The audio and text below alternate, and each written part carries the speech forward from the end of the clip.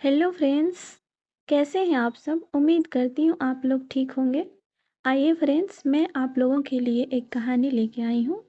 ससुराल और मायका का है। ससुराल में वह पहली सुबह मुझे आज भी याद है। कितनी घबरा कर मैं उठी थी, यह सोचती हुई कि कहीं देर ना हो। सब ने जाने मेरे बारे में क्या सोचेंगे।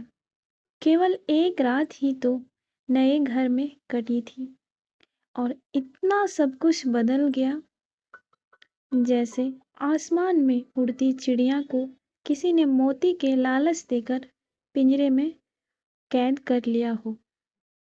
शुरू के कुछ दिन तो यूं ही गुजर गए। एक दिन हम बाहर घूमने गए। जब हम वापस घर आए तो सासू माँ की आंखों में खुशी तो दिख रही थी, लेकिन केवल अपने बेटे के लिए ही। मैंने सोचा कि शायद नया नया रिश्ता है, एक दूसरे को समझने में कुछ वक्त लगेगा। लेकिन समय ने जल्द ही एहसास करा दिया कि मैं यहाँ की बहू हूँ, इसलिए मैं जैसा चाहूँ वैसा नहीं कर पाऊंगी।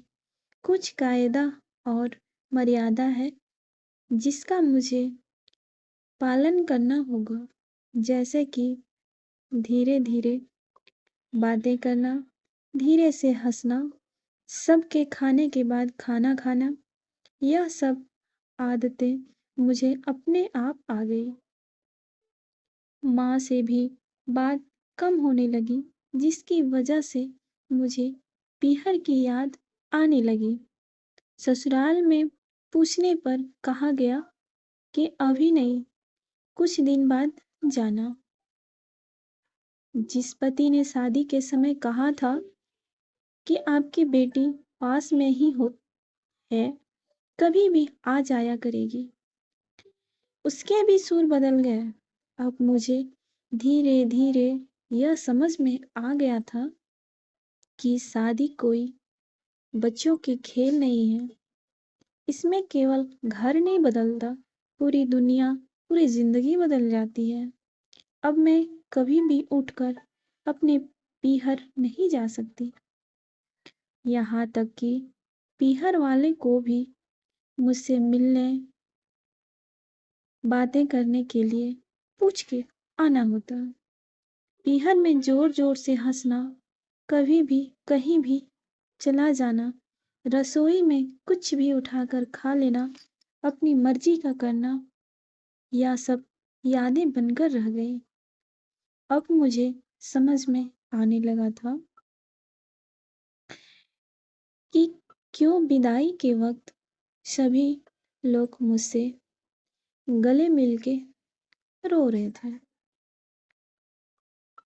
असल में मुझसे दूर होने का एहसास उन्हें हो रहा था, लेकिन एक और बात थी जो उन्हें अंदर ही अंदर परेशान कर रही थी।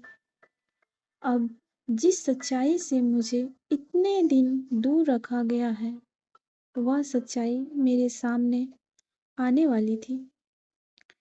पापा का यह झूठ कि मैं उनकी बेटी नहीं, बेटा हूँ, अब और दिन नहीं छुप पाएगा कि उनकी सबसे बड़ी चिंता थी कि अब उनका बेटा, जिसको कभी भी बेटी होने का एहसास नहीं कराया,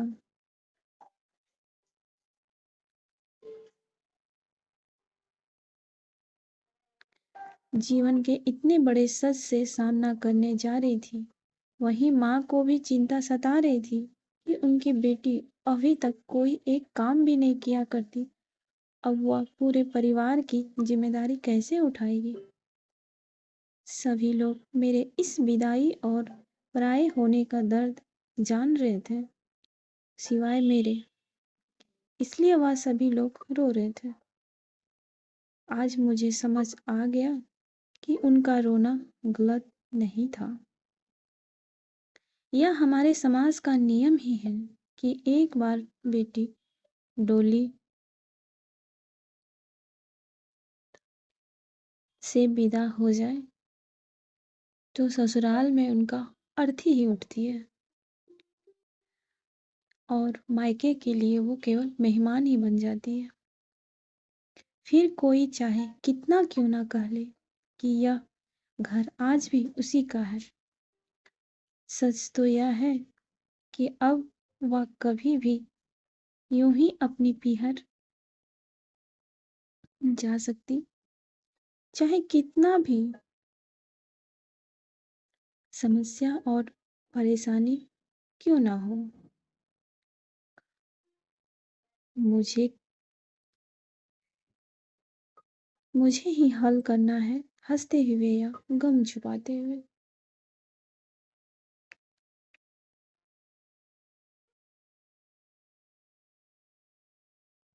तो फ्रेंड्स, कैसा लगा हमारा ये कहानी? अपने कमेंट में राय दें। आशा करती हूँ कि आपने पूरी कहानी सुन ली हो। कहानी पसंद आए तो लाइक करें, कमेंट करें, हमारे चैनल को सब्सक्राइब करें। धन्यवाद।